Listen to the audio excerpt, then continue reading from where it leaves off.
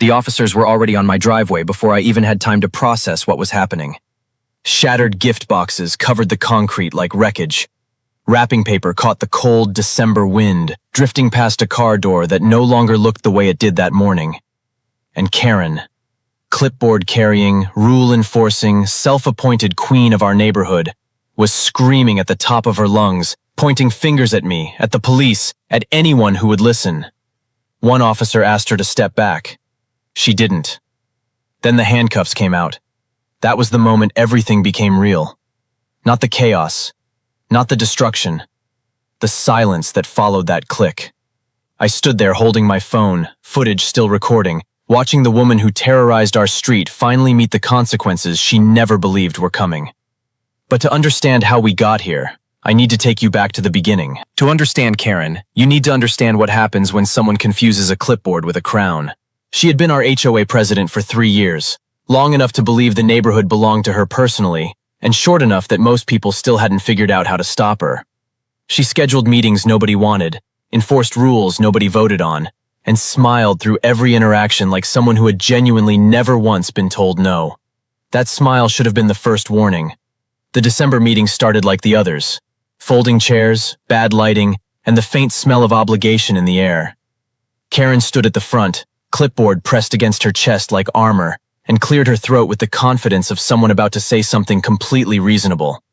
She was not about to say something completely reasonable. She announced, without hesitation, that the neighborhood should collectively contribute money and effort toward fulfilling her children's Christmas wish list, as a gesture of gratitude for her leadership and everything she had sacrificed to keep our community running smoothly. The room went very quiet. I raised my hand and told her, as calmly as I could manage, that I would not be buying gifts for her children. Then I asked whether she planned to return the favor for mine. The silence that followed was sharp enough to cut. Her smile disappeared. Her voice dropped. And she told me, in language wrapped in holiday glitter but shaped like a threat, that non-compliance would have tragic consequences. The notice arrived 3 days later. No knock, no conversation. Just a folded envelope sitting in my mailbox like a quiet threat dressed in festive language. Karen had typed it formally, reminding me that Christmas was approaching, that her children had expectations, and that my continued refusal to participate was being noted. I read it twice, folded it carefully, and placed it in a folder I had already started labeling evidence. Then I wrote back. Politely, clearly, permanently. Nothing about my position had changed, and I wanted that documented in writing where no one could later claim otherwise. What I didn't expect was what happened when I started talking to my neighbors. One conversation turned into 5, then 10. Behind closed doors, behind nervous smiles and lowered voices, I discovered that almost everyone felt exactly what I felt. Exhausted, pressured, quietly furious. Karen had spent years convincing this neighborhood that her authority was absolute, and it had worked. Not because people agreed with her, but because nobody wanted to be the first one to say they didn't. Until now. Karen called another meeting. She arrived late, which felt deliberate, and announced that since the gift contribution had been ignored, personal Christmas displays would now be considered violations subject to immediate fines. The room erupted. Not in fear this time, in anger. I stood up, looked directly at her, and told her plainly that we were done being managed. Chairs scraped, voices overlapped, and Karen walked out without another word, leaving behind a neighborhood that had finally remembered something important. Rules only hold power over people who believe they have no choice. We had just remembered that we did. Christmas Eve arrived quietly, and for the first time in weeks, I let myself breathe. I drove out early, windows down despite the cold, determined to give my family the holiday they deserved, not the one Karen had spent December trying to dismantle.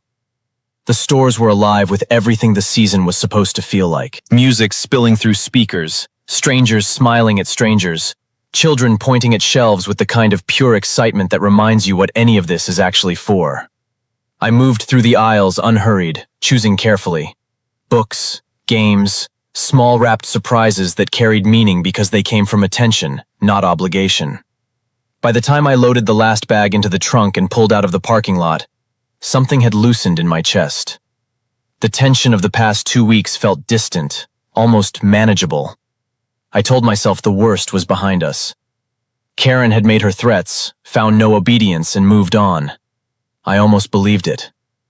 I turned onto my street, pulled into the driveway, and stepped out into the cold afternoon air. Then I saw the shadow moving across the concrete toward me, and I knew immediately that I had been wrong. She was already screaming before I could close the car door. Karen came across that driveway like someone who had spent 2 weeks rehearsing this moment. Hair wild, eyes burning with the specific fury of a person who genuinely cannot comprehend being ignored. She accused me of violating her authority. She screamed about consequences, about respect, about everything she had done for this neighborhood, and how I had repaid her with defiance. I tried to speak. She didn't want words. She wanted submission. And when it became clear she wasn't getting it, something in her shifted from anger into something uglier. She raised her foot and brought it down onto the nearest gift box. The sound was sharp and hollow. Cardboard collapsing, plastic cracking beneath the weight of pure entitlement. I froze for exactly 1 second. Then I reached into my pocket and opened my camera. If she wanted a performance, I was going to make sure it had an audience. She grabbed packages from the trunk and threw them against the pavement. Wrapping paper tore. Boxes burst open. She moved fast, like destruction had a deadline, ripping through bags and flinging contents across the driveway with the focused energy of someone who had convinced herself this was justice. My kids appeared in the doorway behind me, confused, frightened, watching the woman who ran their neighborhood reduce their Christmas morning to scattered debris on cold concrete. Then she picked up the stone. It was sitting at the edge of the garden, heavy and flat, the kind that exists in every yard without ever drawing attention until the moment someone decides to use it as a weapon.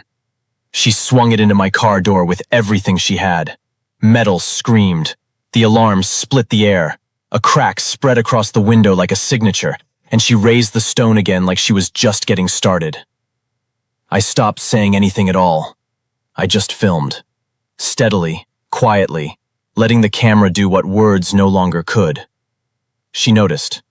She leaned toward the lens, dared me, convinced that being recorded somehow made her more powerful rather than less. Around us, neighbors had emerged from doorways, phones out, faces stunned. Sirens began somewhere in the distance, growing closer with every second. And Karen kept going, utterly certain she was untouchable, unaware that certainty was the most expensive mistake she had ever made. The officers arrived while Karen was still holding the stone. That detail mattered more than anything else that followed, because it meant the first thing they saw required no explanation, no competing narratives, no he said, she said negotiation between neighbors. They saw a woman standing in a destroyed driveway, surrounded by shattered gifts and a car door that no longer closed properly, gripping a rock like it was a gavel. One officer asked her to set it down. She instead turned toward them and began explaining herself, loudly, with the unshakable confidence of someone who had never once faced a consequence she couldn't talk her way out of. That confidence lasted approximately 12 seconds. The second officer had already stepped toward me, reviewed the footage on my phone, and signaled toward the CCTV mounted above my garage. By the time Karen finished her version of events, there were 6 neighbor recordings circulating, 3 camera angles confirmed, and a timestamp on every moment of destruction she had just performed for an audience she didn't realize was documenting her. Her voice slowed. Her eyes moved between officers. Her explanation began contradicting itself in small but irreversible ways. And when she tried to walk away, the handcuffs came out.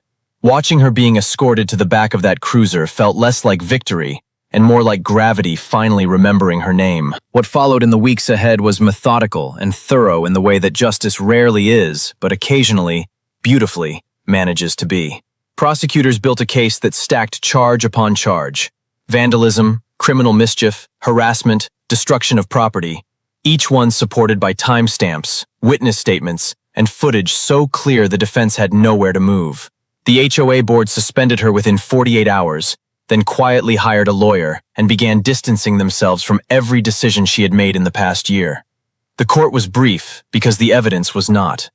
The judge reviewed the footage without commentary, letting Karen's own words and actions carry the full weight of the argument against her. Restitution was ordered covering every destroyed gift, the full cost of car repairs, emotional distress, and legal fees. Anger management was mandatory. Any future HOA position was permanently prohibited, and the sentence included several months in county jail, followed by probation that ensured her grip on this neighborhood was not loosened, but severed entirely. Some people are only stopped when the consequences finally match the behavior. This was that moment. Christmas morning arrived the way good things do after difficult ones. Quietly, without announcement, carrying a weight of relief that felt almost too fragile to hold. My kids came downstairs before sunrise, the way kids always do, and found gifts waiting that hadn't been there the night before. Replacement presents, every one of them covered by the restitution Karen had been ordered to pay. There was something quietly perfect about that. The woman who tried to steal their Christmas ended up funding it instead. Neighbors came by throughout the day, not for any organized reason, not because anyone sent a notice or scheduled a gathering, but simply because people who have survived something together tend to find each other afterward. There was food and laughter and conversations that had nothing to do with fines or clipboards or power. Karen's house sat dark at the end of the street, curtains drawn, decorations that never went up this year. Nobody mentioned her. Nobody needed to. I have thought about what this entire experience was actually about, and I keep arriving at the same answer. It was never really about Christmas gifts. It was about whether fear was a permanent condition or a temporary one. Karen had built her authority entirely on the assumption that people would rather comply than resist. The moment that assumption was tested openly and publicly, it collapsed completely. That is the nature of manufactured power. It only functions in the dark. Standing up once changed everything, not just for me, but for every neighbor who had been quietly absorbing her behavior for years and wondering whether anyone else felt the same way. They did. We all did.